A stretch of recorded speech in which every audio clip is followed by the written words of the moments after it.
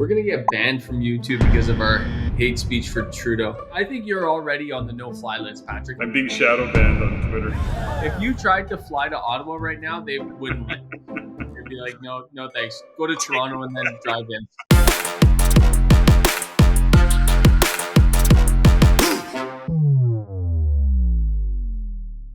Ladies and gentlemen, welcome to another episode of Rein It In. We are in for a treat today. I got 5 sticky notes that are going to blow you away because the first one is Trudeau's a genius, and you can't believe we said that. Yeah, that's a little tongue-in-cheek. Keep going. The second one is we're going to talk about Alberta. Of course, we got Mr. Alberta here himself. Then we're going to talk about the price of lumber and Patrick's choice in lumber. Then we're going to talk about lagging data versus leading indicators. And the fifth one, for the first time ever, I have put a question mark because I have no idea what we're going to talk about, but I know it's going to show up. Get ready. It's going to be a great show. It is. So, JG, before we get started, as always, we'd like our viewers to subscribe, to like, to comment. Let us know what we're doing right. Even let us know what we're doing wrong. But get those comments, subscribe, hit the bell so you get notification of when we're producing and putting content out there, because we do often. All right, Patrick, we got to open the show with the opener, which is Trudeau's a genius. Now, I don't want you to say I said Trudeau's a genius, because I never said Trudeau's a genius. You said Trudeau's a genius. I said that people will think Trudeau's a genius, but that's the opener, is Trudeau's a genius, as says Patrick Francie. Well, let's face it, he's not a genius, but here's what I came to in understanding something, where there's all this conversation about what's going on with rising interest rates. That's a huge topic. Is there going to be another increase in July? CPI is off the charts. It continues to grow, which is so ridiculous given the fact that a lot of that is based on housing, rent prices going up, etc. And part of the CPI is the actual interest rate component of a mortgage payment. So it all is just so weird, and it's gone, I don't know, it's just getting complicated. But here's the fundamental. They raise interest rates to slow down the economy. We know that. We are, as most North American, as North America is, we are consumer debt driven, and that's what drives our economy. In Canada, housing is off the charts in terms of what it does for our GDP growth. And it's not productive, however. It does create productivity in terms of construction jobs, et cetera, but a lot of our GDP growth is just based on debt-driven consumerism. So full stop, raise the rates, slow things down. But there's something that we keep complaining about, which is taxflation, the increasing taxes. But here's another understanding of what increasing taxes does, and this is where we got to give Trudeau a lot of credit. He's going to keep raising taxes, and of course, carbon tax is a big part of what is now happening. I saw recent stats on the various taxes that have been implemented and the changes, and Canada is now up to over 45% of taxes that are being taken out of our pockets every single year. Does it suck? Yes. Well, what slows the economy down? Rising costs, rising interest rates, less disposable income. And what is just an awesome way to slow an economy down? Let's add some taxflation to that and really take the money out of the system. Let's stop people from spending because they don't have anything to spend because we're putting it into taxes. And I just got to say, Trudeau's a genius. He's going to slow this economy down. Him and Tiff are hanging out together. They must be discussing this, don't you think? Patrick, I love paying taxes. I mean, I just thought that I should throw one ludicrous statement on top of a second ludicrous statement. But interesting, Patrick. The funny thing is that the government pours all this money into the economy, and this is exactly how they're sucking it out of the economy. And how the question is more, how long is it going to last? Is this something that's going to be this year, next year, or is this something that's going to be for the rest of like the 20s into the late 20s? Well, I think there's a couple things around that. I don't see where the government's pouring money into the economy. And I understand that they did with their trillions of dollars through COVID is what I'm talking about. Okay, sure. And now we've got this huge debt. They've got rising debt payments that are going to be required. We're never going to get ahead of that debt. But they're not pouring, a lot of money into our economy, really. I mean, they're putting programs together. Got it. I won't even debate whether those are good programs or not. I'm a little bit tired of watching another billion or 500 million going over to Ukraine. I don't know why we continue to support that initiative because it's not about Ukraine. This is now a whole UN thing. It's just so political, and Canada shouldn't be playing in that space. We're a country of 40 million people. Why are we putting the stress on our own system right now to support a system that, the 500 million that we put in is going to pale in comparison to what's going on? Now Germany's in on the game, as is the UN. The US, of course, continues to do what the US does. I know that's a political and controversial statement, but it's not supporting our economy, and I'm getting tired of it, to be honest with you. So the point is, let's go back to what Mr. Trudeau is a genius at, and that is rising and raising taxes so that we can in fact slow the economy down. I'll give him credit for that. I I have two charts I want to show real quick, because the one thing that us as real estate investors definitely benefit heavily from is all the incoming immigration. All the incoming immigration tightens up the housing supply on all sides, the rental market as well as the buying market and the resale market, and us as real estate investors, we benefit from that. If you look at this chart, I know it might be, I hope it doesn't show up blurry on the camera, but man, look at Canada versus the US in terms of how much our population has grown since 2021. The US has grown, they were essentially flat, and they're growing at about 0.5%, give or take. We are up, Patrick. We've always been in that 1% to 1.5% range. We're now up to 3.5% population growth. That's mega. Like, that's massive. And that has a huge repercussion on many things, but this shows about real estate. And for us as real estate investors, it definitely helps. Well, it helps. Immigration helps because we need some labor, but there's a couple of components of this. So first off, we can't trust the U.S. numbers, to be honest with you. I mean, they've basically opened up the gates and people are flooding into the country. I don't know how good a job they're doing of actually tracking that. Quite frankly, we don't even know how good a job Canada's doing in tracking it. That would be that. I think. Are you referring to illegal immigration, Patrick? Well, just immigration. Yeah, illegal immigration is so high coming into the U.S. and it's illegal, legal. We don't even know what it is. So what I'm saying is this: and it doesn't really matter. The point is that Canada has off the charts, record-breaking immigration. Here's the problem with it.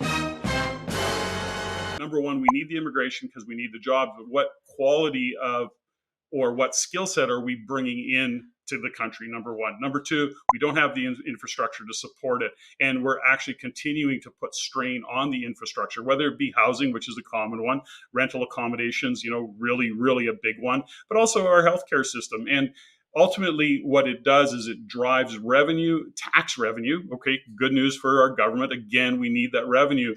But more importantly, it's still at this point pretty non-productive. So although it's per capita, it makes the GDP look good because you're watering it down.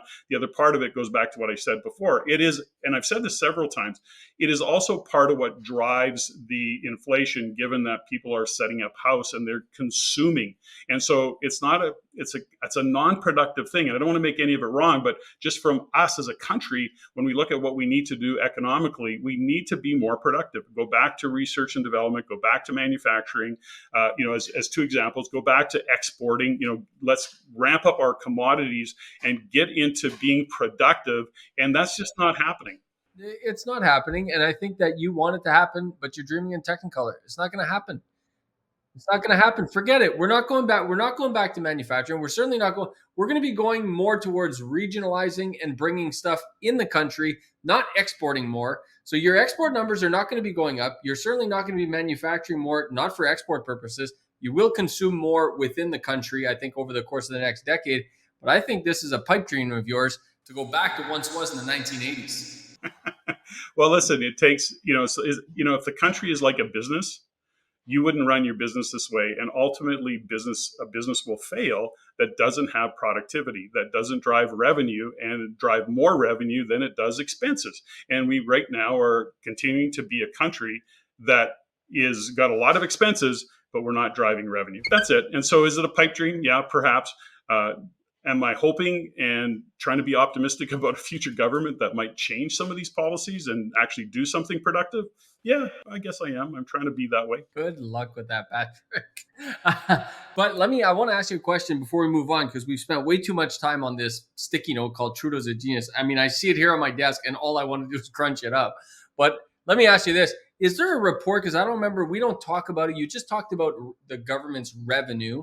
We know what GDP is. Got it. That's a figure we often report. We always discuss. We always debate. Fair. But the government's revenue, meaning what is the income line of the government? Is that something that you can find, Patrick? Is that something that the research team can pull? Like, can you see this number? There's no such thing as an income line of the government. The income line of the government is taxes. That's Yeah. fundamentally it. So is the tax? Does that number exist in a report where we could see? Okay, Oh yeah, for total sure. tax receipts received 2023 is this many billions of dollars. Yeah. We can't get that. It'd be interesting to see. It'd be interesting to see where it's going. It'd be interesting to see, because we have all these assumptions how it's going up and there's more taxes and they're taking in more money. I'd be curious to pull that report. Let's make a note, research team. Let's pull that report. Let's see how that goes. Anyways, I'm done with this friggin' sticky note of Trudeau and him being a genius. So I'm throwing it away. We're moving on. Okay. That was a very sarcastic sticky note. Definitely sarcastic. The lowest form of humor. Okay, sorry. Next. You and I are not known for our jokes, Patrick. I mean, I tried the dad joke thing for a little bit, and let me tell you, it just hasn't. I have not been getting rave reviews.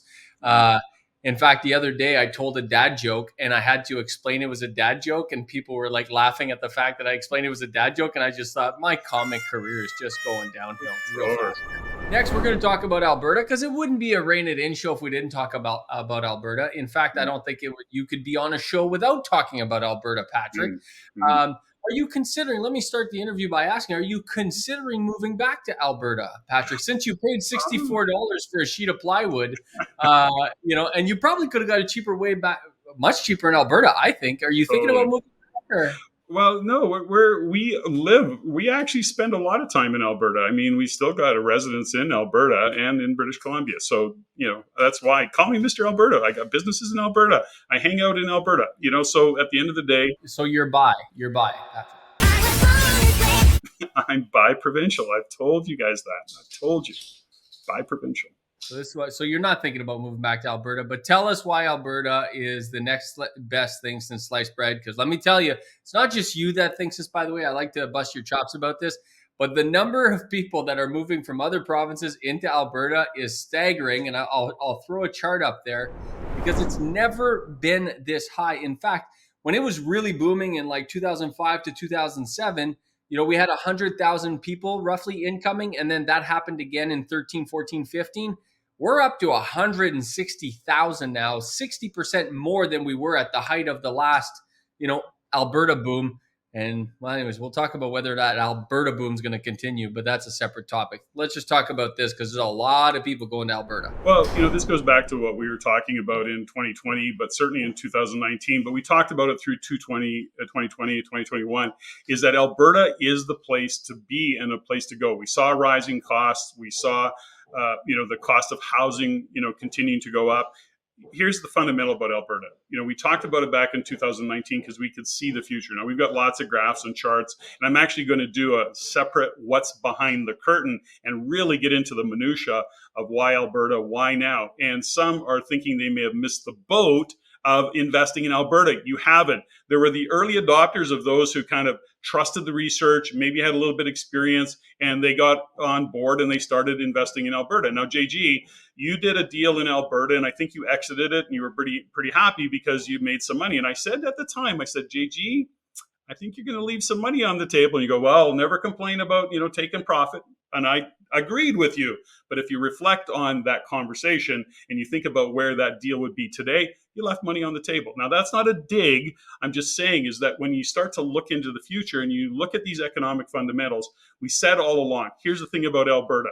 Number one, cost of housing is very low. Cost of living is very low. Food prices, fuel prices. Danielle Smith in this case has said, no, we're not putting in carbon tax. Plywood prices, I hear, are low over there. And plywood prices are very low. Lumber prices are much lower. And the point is that there's good jobs, high paying jobs. You don't have the additional HST.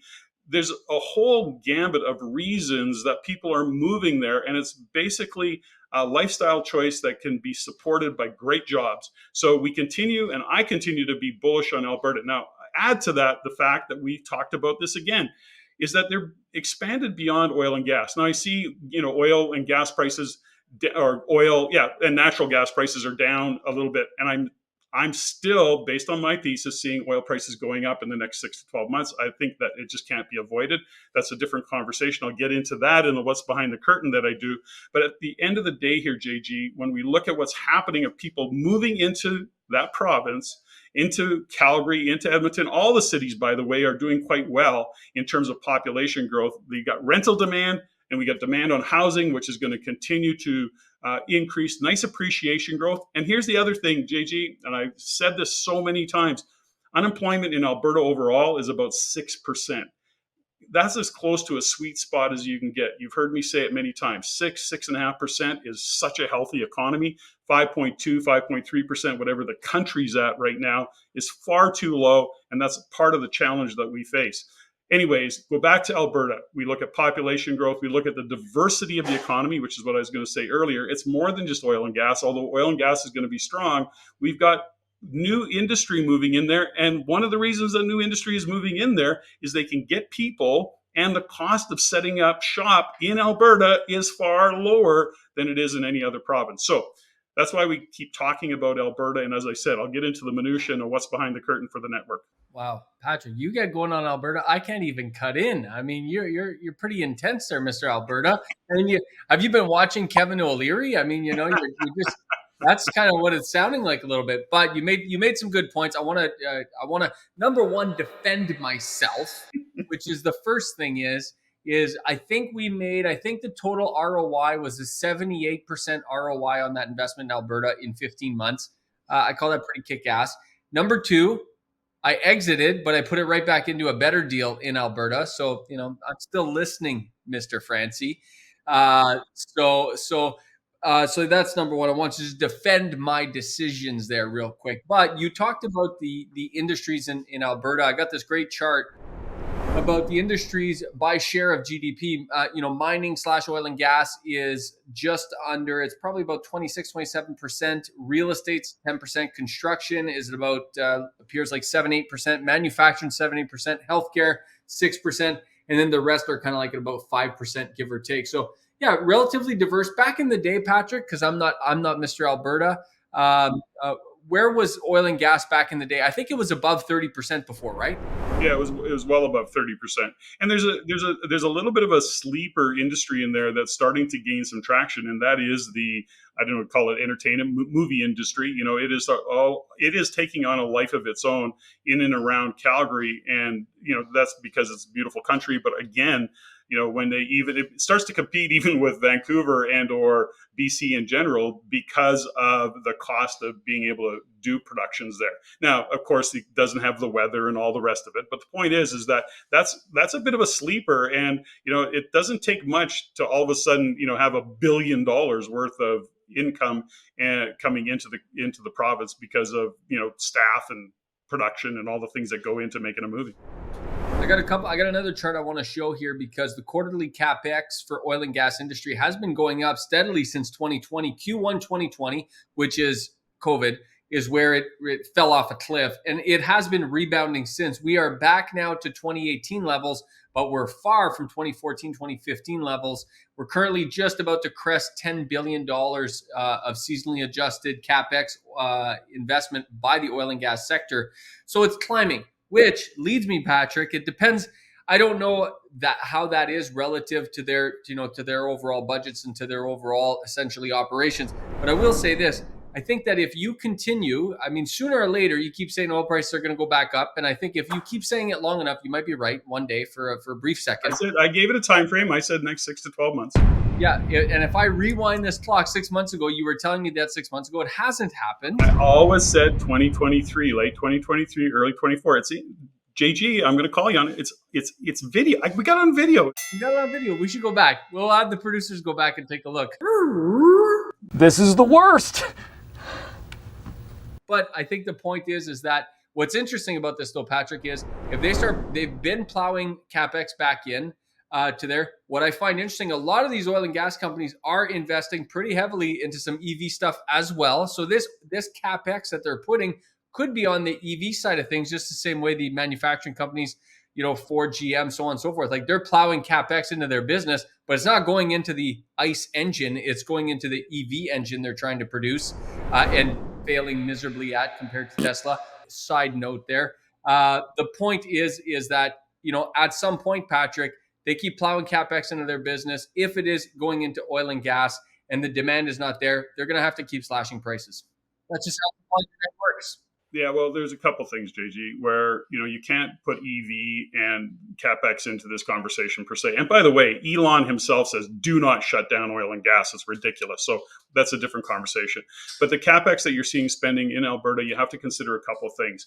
They had piled a lot of money into capex in terms of oil and gas over the years, and then between what they'd already put into their existing infrastructure and what they were building, then add technology to it. And so you'll never see, I don't want to say never say never.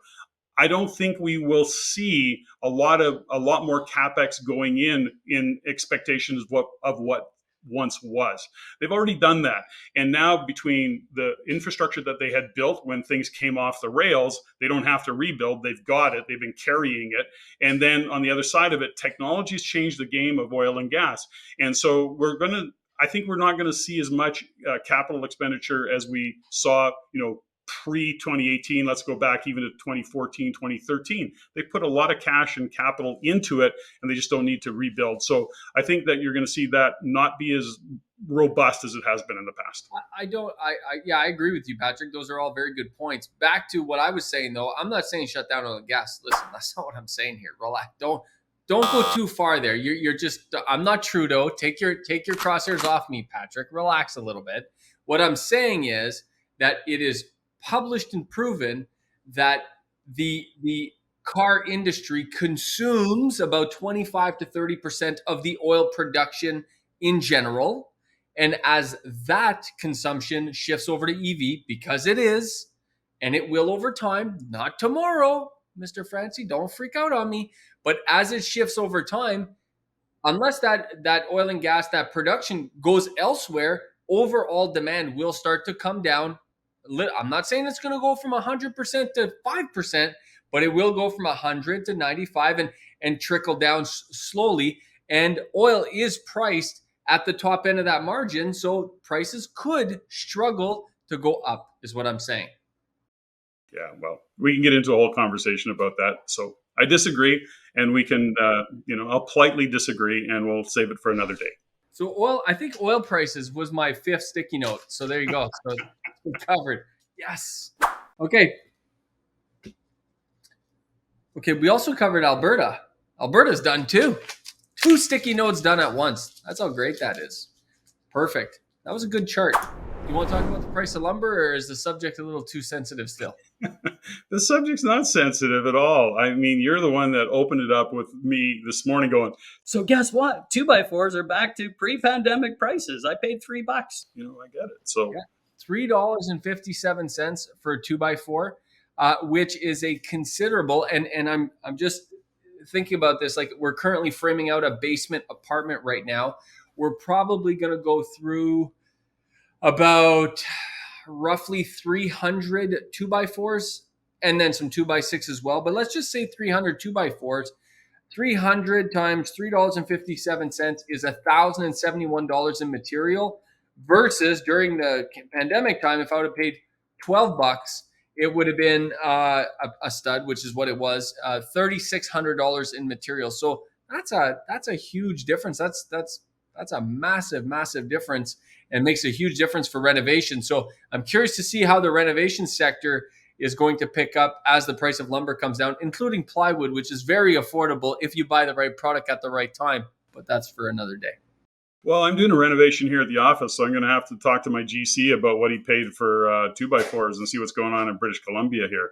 See what prices are. I haven't looked at them. I haven't looked at the price of a 2x4. So now I buy directly from a local supplier here. Which, by the way, if real estate investors are listening to this, do not buy stuff directly from Home Depot. Go set yourself up a contractor account. You don't need any minimums or anything like that, and you can buy cash. You don't need to do it on credit or anything, but you will get a 5-10% savings straight off the hop. So I know right now at Home Depot, the 2x4s are $3.91, I believe. So, I paid 357. The average guy's buying them for 391. It's not a big difference, Patrick, but it does add up over time. That's for sure. Of course, especially when you're a developer like you. But the other question I have for you, JG, because you're playing that game a lot, is what are the other costs associated with, when you look at, countertops and appliances and cupboards and, how are those costs faring? Are they staying the same? Are they going up? Are you still getting deals on them? What are they doing? Nothing is going. So that's a great question. So some materials like consumer materials, toilets, sinks, taps, stuff like that, you can get great deals on that right now. Like you just got to shop for sales and you could buy, during COVID, we were paying up to 350 bucks for a toilet. I could buy that same toilet now for 150 bucks. We'll take 20. That kind of material have come way down in price, way back to, again, pre-COVID for sure. If you're buying stuff on sale, you're getting a great deal. And that's what we're doing. I'll give you another example. Luxury vinyl plank flooring, which we use a lot of. Before COVID, I used to be able to buy that stuff for $2 all day long, $2 $2 a square foot all day long. And then during COVID, it became 3 and then 4 and then 5 and then, so on and so forth. Now you could buy it all day again for $2 a square foot. So the point is a lot of those materials are coming back down. The price of trades have definitely not come down. But their timelines are much better. So instead of like booking a trade now and like it's going to be 8 weeks till they get to you, they're definitely able to squeeze you in. The elasticity of the demand has definitely gotten better, and we're in a much better place from that perspective. Windows is another one. During COVID, Windows went to 16 weeks before you can get your Windows. I'm just in the process. My project manager is actually working out the order right now.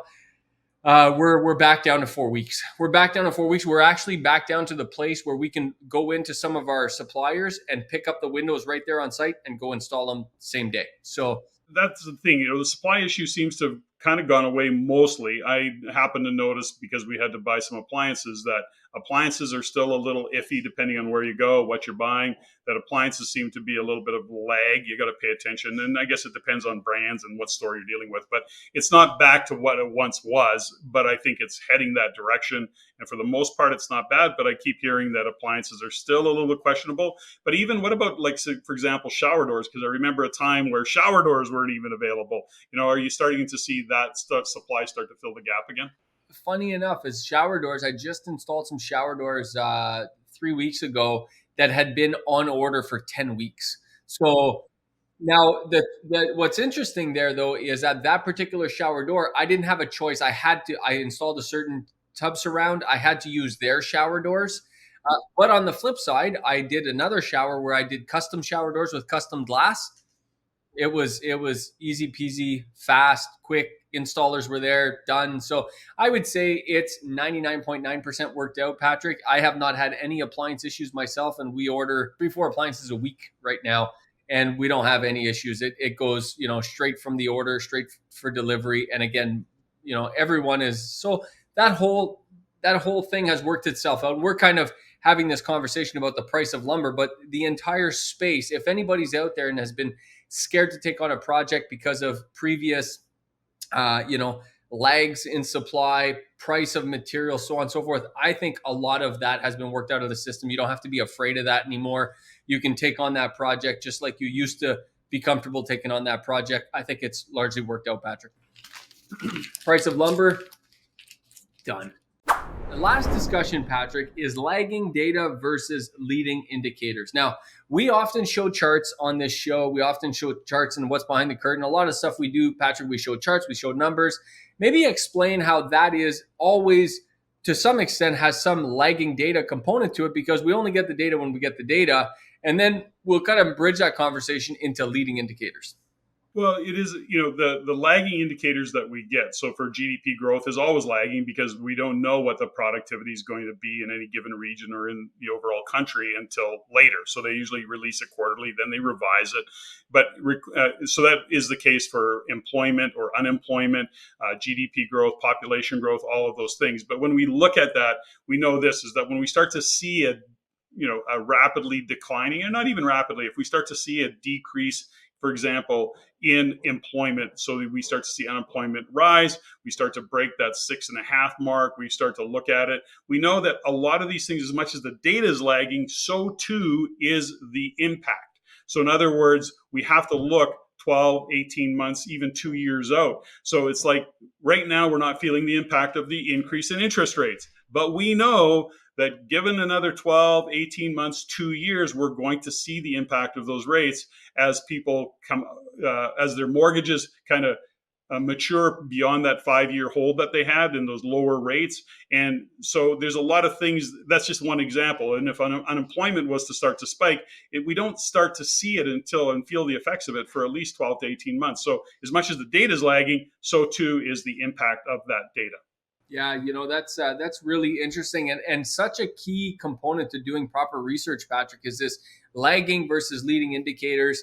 And we are introducing a new system called the DI Vault. DI stands for Deal Intelligence, and this new DI Vault, Patrick, provides us with up to the minute statistics. Number one, I'm going to show a couple examples here in a second, but not only up to the minute statistics, because we can see where the lagging data stops and where our data continues, we can actually predict the future. We can see where prices are going and where inventory is going. We can see all this stuff. It's actually quite fascinating when you apply machine learning and artificial intelligence to some of these charts.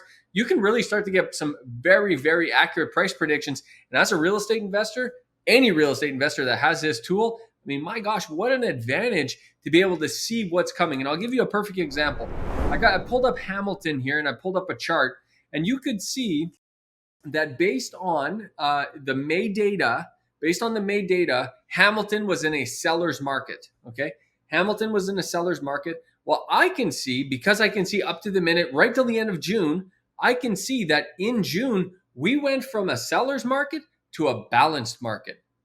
And that's how fast it happened. 1 month, just like that. You won't see that in the data until at least late July, if not August, by the time you get the lagging data. So I, as an investor, have a pretty kick-ass advantage right now, where I can actually, I'm ahead of everybody else that doesn't have this tool by 4, 6, 8 weeks. And I think that's a massive opportunity, Patrick. And you can see, I'm showing another graph here. You could really see how the sales volume since the June 7th interest rate hike, the sales volume has come down quite significantly. You can also see the listing volume has gone up quite a bit. And this has all happened since June. You can't see any of that in the May data. You can't see it. So the March, April, May data looks like the market's just going to continue to go straight up in Hamilton. But in fact, our leading indicators show that it's actually crested in late May and it's now on its way down. Nobody else can see that, Patrick. Fascinating stuff. Well, I think it speaks to what we talked about at our recent Accelerate Summit, Real Estate Summit, which is that, we are entering a new era. And part of what we embrace is technology.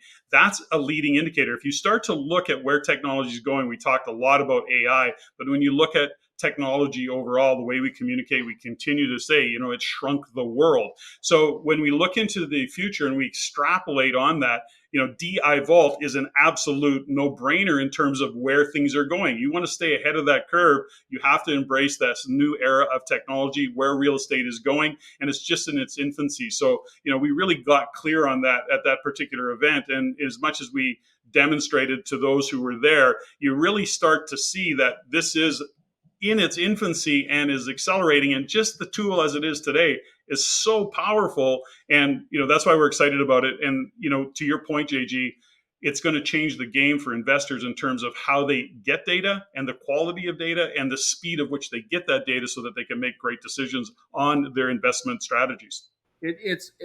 All of the data is right there at their fingertips in real time. One source on one screen. It's incredible. And I pulled up another chart just for fun. And folks, we'll give a lot more details about this probably in the next couple of weeks. We're actually doing some preview events and some introductory events. We'll put the link in the description. You'll want to sign up for that and come and see the system in action, if you will.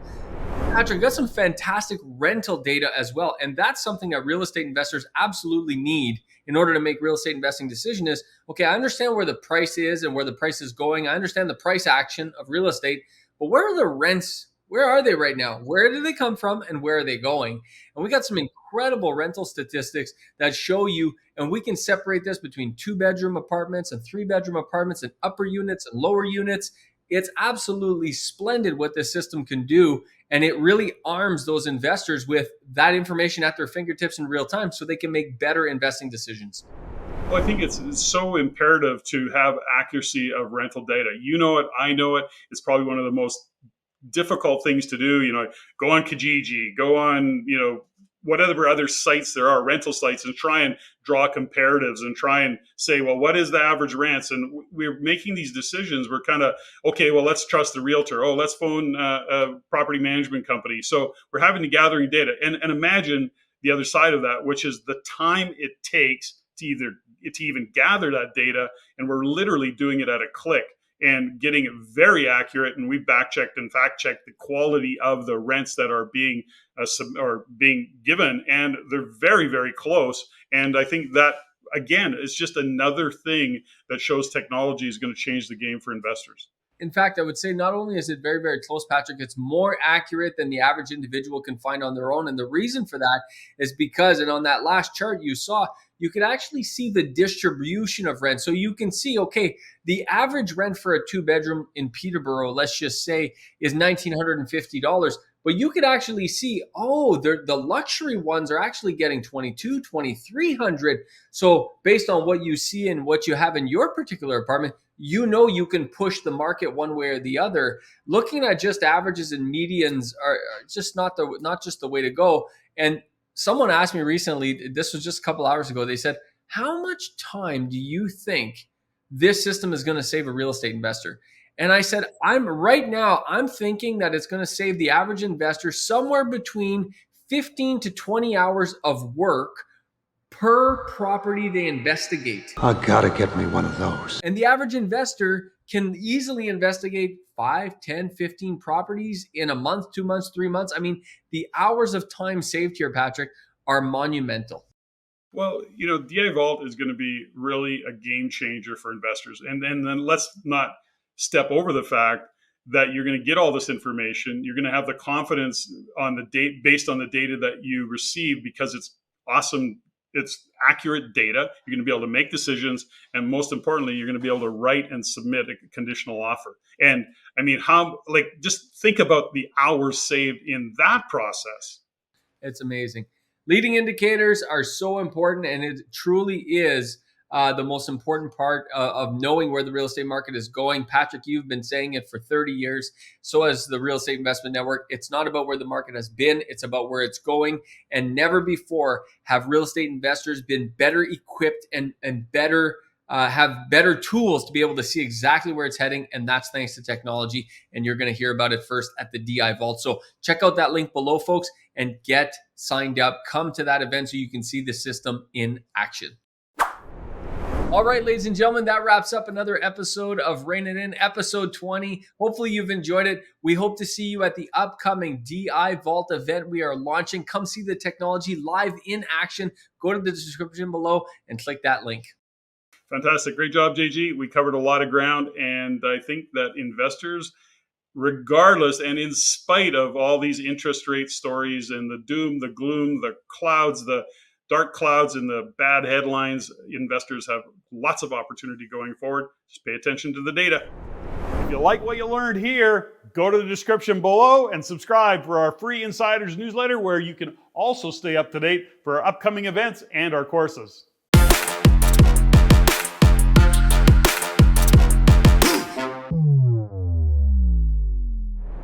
If you want to see more stuff like this, click there.